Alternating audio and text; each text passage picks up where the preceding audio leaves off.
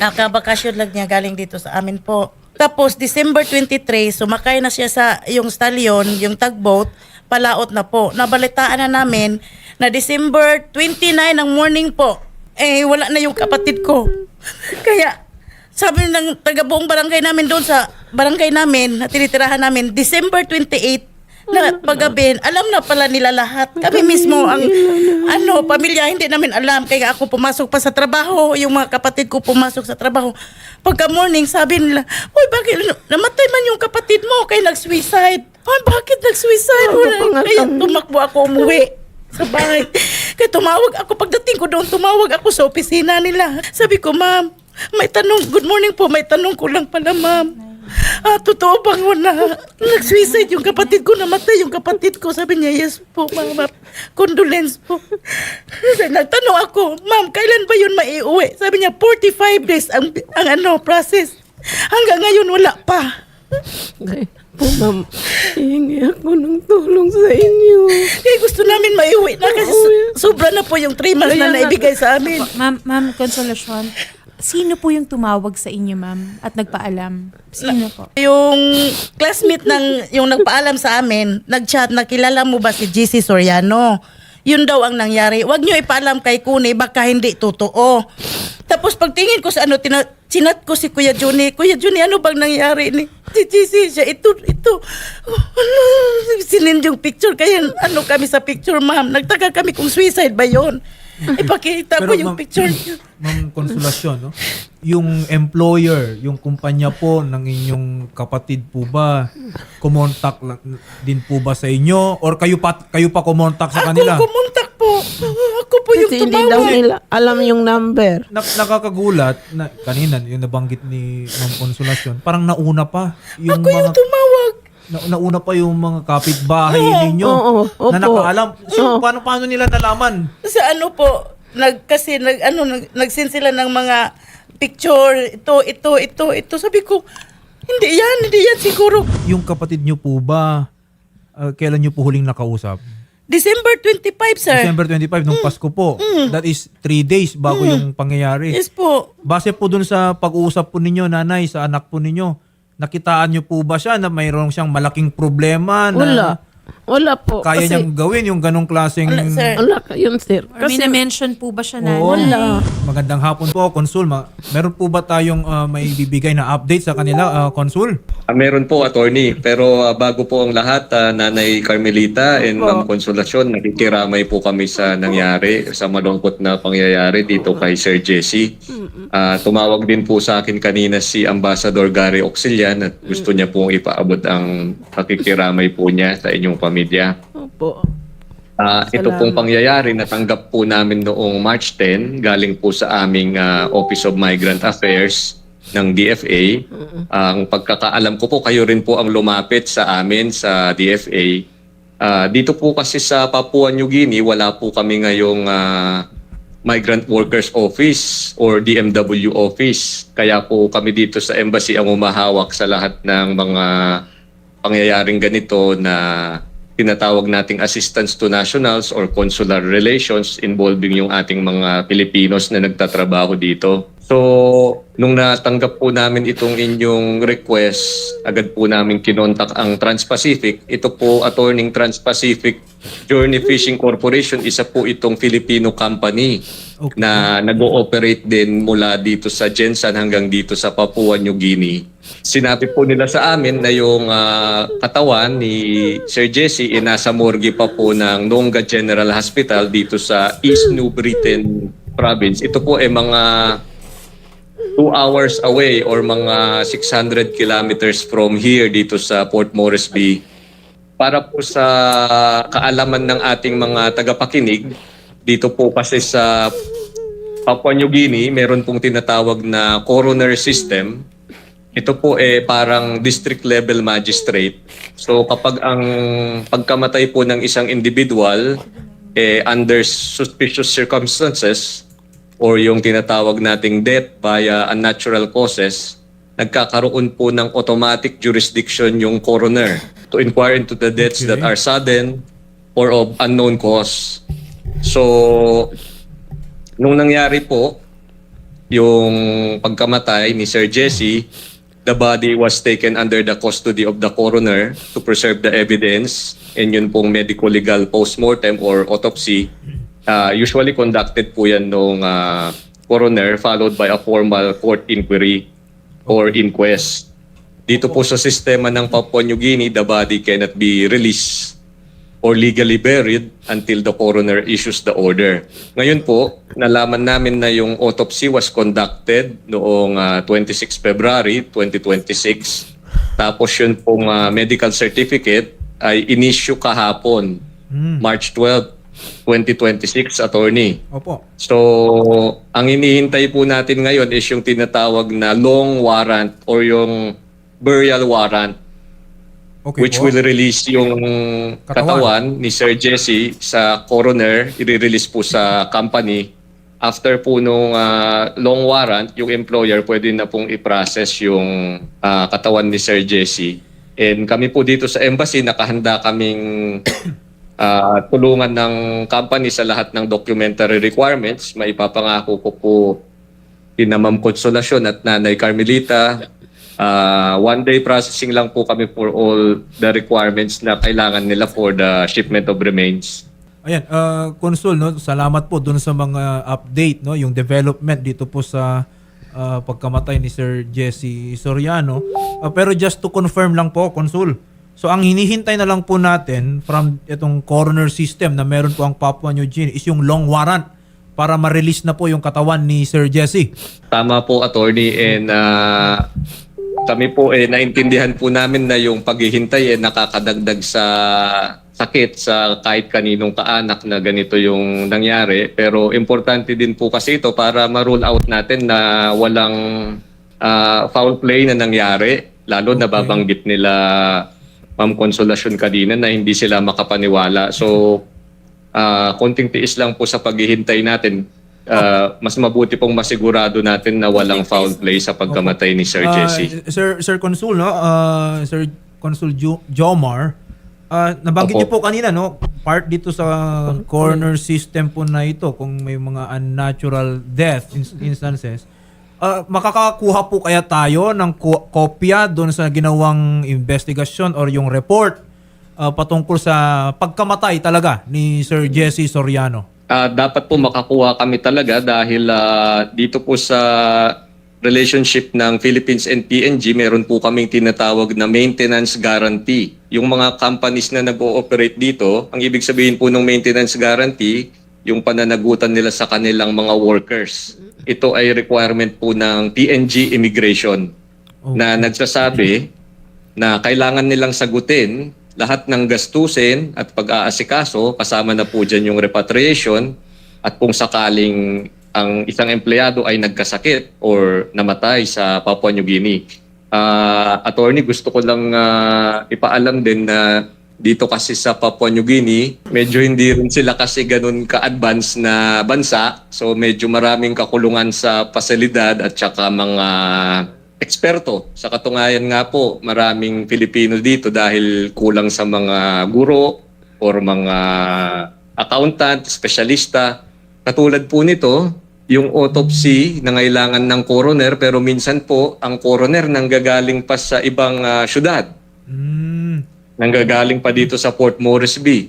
Okay. So ito po ay mga systemic delays sa bansang ito po. Okay, well, those are beyond our control, no, Consul.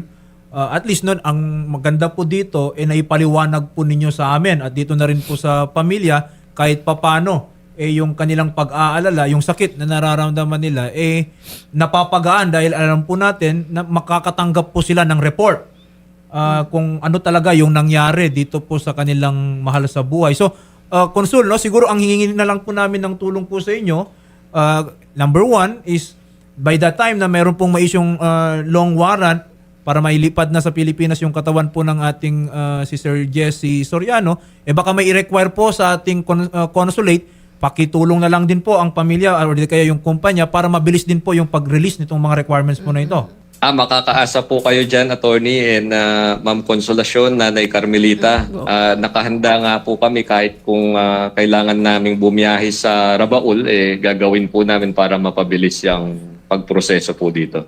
Okay. And second thing lang po, Consul, yung kung makakuha din po tayo ng kopya ng report para maibigay Sa autopsy. Opo po, ma'am, no? Para Attorney. masagot na rin po no lahat ng mga katanungan po ng pamilya, mas makakabubuti po 'yon, Consul.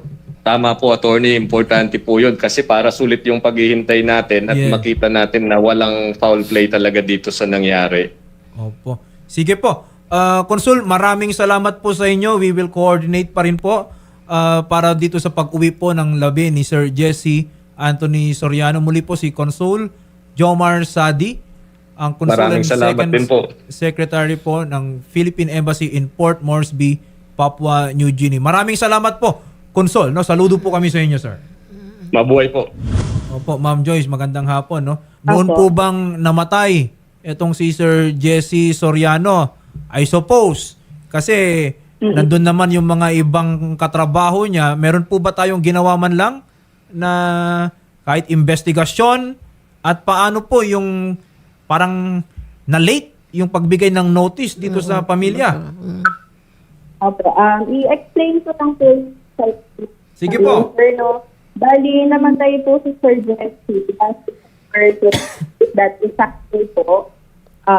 4 p.m. PST time. So, 6 p.m. po yun sa atin sa Pilipinas. That's po hours po na advance PNG sentence. Naka-receive po kami ng report.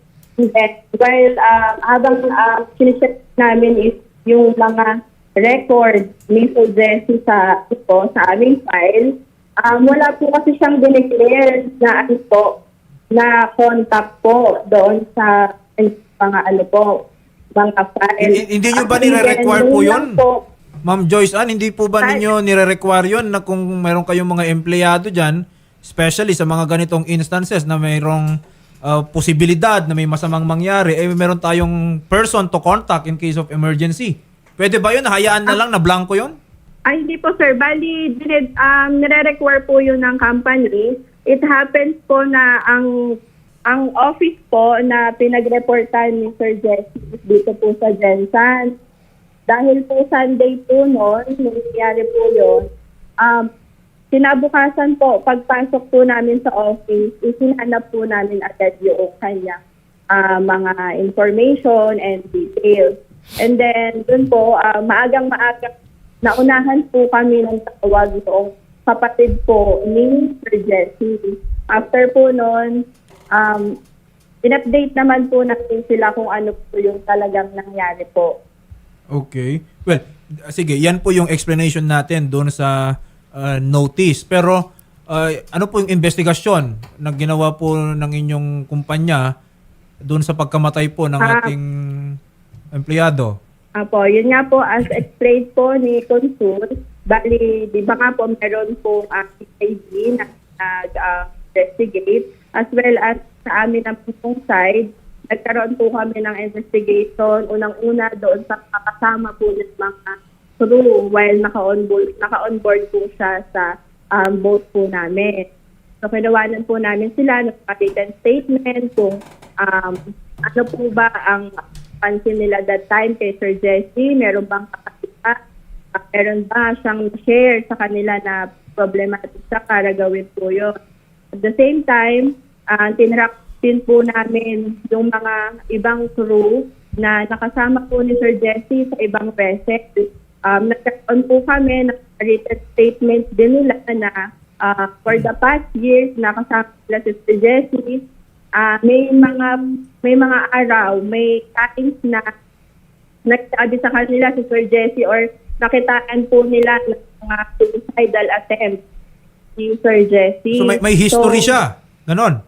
Opo. Meron po tayong mga written statements dahil po doon sa mga crew na nakasama niya sa ibang boat. Kasi nakasama po sila sa iba't ibang boat. So, Okay. kinontak po namin yun. Hiningan po namin ng Ma'am mga Joyce, written statements. sa madaling sabi po, kino-confirm po ninyo based dun sa ginawa nyo rin po na independent investigation na ang cause of death po ni ng Sir Jesse Anthony Soriano is self-harm. Opo, sir. Bali, yun nga po. Okay. Kino-confirm po natin. Gusto natin din na mabigyan po ng mas matinaw para sa pamilya po. Alright. Well, sige po ha, Ma'am Joyce. Ang total, Ma'am Carmelita at Ma'am Consolacion, matatanggap din naman po natin yung report na ginawa po or autopsy na ginawa ng Papua New Guinea. Okay? So, hindi lang po tayo aasa doon sa ginawang investigasyon ng Trans-Pacific Journey. Yes. Meron din pong ibang investigasyon na tayo rin po ay makakatanggap. No? So, if they confirm, no, yung parehas po sila ng finding, edi yun po, no, yung mag-determine kung ano po talaga ang sanhi ng kanya pong pagkamatay. No? Siguro, as of now, Ma'am Joyce Ann, sa tulong na rin po no, ni Consul Jomar Sadi, kung may issue na po yung long warrant dyan sa Papua New Guinea, ayusin po natin ha, yung pagpapalipad ng katawan po ni Sir Jesse para mailibing na siya ng kanyang pamilya, maidalamhati na po siya, magluksan ng kanyang mga mahal sa buhay dito sa Pilipinas. Okay po ba yon, Ma'am Joyce Ann? Yes po. Yes po. Actually, ganun po naman ang ginagawa ng aming company at po ng expenses, isinasagot naman po yun ng company. Wala rin naman po talagang gusto yung company kung hindi mapauwi, maayos na para po sa search. Okay. Siguro yung benefits na lang din na entitled po itong si Sir Jesse, di kaya yung tulong din ng kumpanya dito po sa mga naiwan ni Sir Jesse. Ma'am Joyce Ann, iparating nyo na lang din po sa management po ninyo. With regards to the financial assistance, makakasap po sila, pero pagdating po sa benefit, sir, as legal advice, dahil si Sir Jesse discussed, ang ano po is yung kanyang legal wife po, advice po sa amin ng ating makakakuha po nung kanyang po. Yes, opo. Benefits Yun na po yung makakuha immediate na- heir. Oo. Yes po, opo. Dahil meron pong pinakita po sa amin ang certificate na kasal po. Okay. Yes. Tama naman po yun. No? Yung benefits, mapupunta po yan doon sa pamilya niya, yung immediate next of kin niya, yung wife, or kung may anak po siya, Apo. Wala silang anak. walang anak. So sa wife po yan. Wala Okay. po sa anak po. Pero may usapan na kami sa asawa niya kahapon, sir. Hindi, ma'am, ganito po ha. Yung usapan po ng benefits, kung sino po ang tatanggap, we will leave that na. Pero ang kakausapin po natin dyan, siyempre yung ito si Ma'am Joyce, and we can do that off air na lang. Ha? Yes po. Sasamahan no? naman po namin kayo. Yes po. Okay. Papa-assist po namin kayo. So, ma'am, no, yung pagpapauwi po sa katawan ni Sir Jesse Soriano, understandably, natagalan lang po kasi may ibang proseso po sa ibang bansa. No? Pero ang mabuti po dyan, yung proseso po na yun is makakatulong din para masagot po yung mga katanungan natin kung ano talaga Sana ang po, nangyari sir. po sa kanya. Ha? So, Sana i-coordinate po po, totoo natin, ma'am, sa pinakamabilis po na panahon. As soon as ma-issue po ng Papua New Guinea yung long warrant na tinatawag kanina, ipapauwi na po natin. Si Hindi Sana talaga po, sir. kami uuwi. Hindi talaga kami uwi pag hindi darating yun. kasama namin. Pinuntahan ko dito. Nanghiram nga ako ng pamasahe. bibigyan po namin kayo ng update ha. Ma'am Joyce Ann, no, bigyan nyo rin po kami ng from time to time yung development po para Tayo namin. yung pamilya magkaroon din po sila ng expectation kung kailan ha. Mapaghandaan po nila. Okay. Sige Saka- po. Sige po, copy po. Pwede po ba, attorney, pwede ba kung ihingi ako ng tulong sa inyo na second option autopsy dito sa atin? Pwede. Pero wala kaming pambayad. Sige po ha. Ganito Pag po, anong ma'am, no? result doon? Meron pong Kung official walang power autopsy. play doon, Opo, ma'am, ganito po ma'am ha. Meron pong official na autopsy. Gobyerno rin po ng Papua New Guinea ang gagawa po inon. Okay? Narinig nyo naman po kanina si Consul. Ginawa na po. Part po yun ng proseso talaga doon sa ibang bansa. Now, if dumating po sa atin yung katawan po ng inyong anak, okay, at sa tingin po ninyo ay kakailanganin or kagustuhan po ninyo na magkaroon pa ulit ng panibagong autopsy, then we can arrange for that. oo. Okay? Po. Pero wala kaming pambayad. Hindi po ma'am, attorney. sige po, no? We will arrange for that kung sa tingin po natin ay kakailanganin ng panibagong autopsy. Meron naman pong serbisyo ang gobyerno natin patungkol po dyan. Especially na ang si Sir Jesse Anthony Soriano, nag-work po yan sa Papua New Guinea, meron naman din po tayong mga special benefits at privileges na binibigay po sa ating mga foreign workers. Okay? So, po, sir. we will arrange for that. Sige po. Salamat Salamat po, po. sir. Salamat Kausapin po. po namin kayo sa kabilang studio, mga Opo. ma'am. Salamat po. Muli po ang aming pong pakikiramay po. Salamat.